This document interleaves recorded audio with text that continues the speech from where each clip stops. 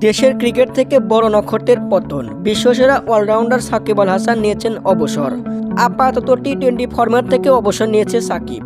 Test cricket থেকে অবসর নেবেন ঘরের মাঠে। তবে সাকিব দেশে গেলেই দক্ষিণ আফ্রিকার বিপক্ষেই তার ক্যারিয়ার শেষ টেস্ট। আর যদি দেশে যেতে না পারেন তাহলে কানপুরে ভারতের বিপক্ষেই তার শেষ টেস্ট হবে, এমনটাই ইঙ্গিত দিয়েছেন এই অলরাউন্ডার। তবে সামনে চ্যাম্পিয়ন ট্রফি খেলতে বেশ আশাবাদী সাকিব। পাকিস্তানের মাটিতে অনুষ্ঠিত হওয়া এই টুর্নামেন্টে খেলার ইচ্ছা প্রকাশ করলেন তিনি। বিপিএলও খেলবেন দেশে ফিরলে। খেলার বাইরে বড় একটা জগৎ তৈরি করে ফেলেছিলেন এই মিস্টার সেলিব্রিটি। রেস্তোরাঁর ব্যবসা, শেয়ার বিজনেস, কাঁকড়া ও চিংড়ি ঘের, সোনার ব্যবসা ইত্যাদি।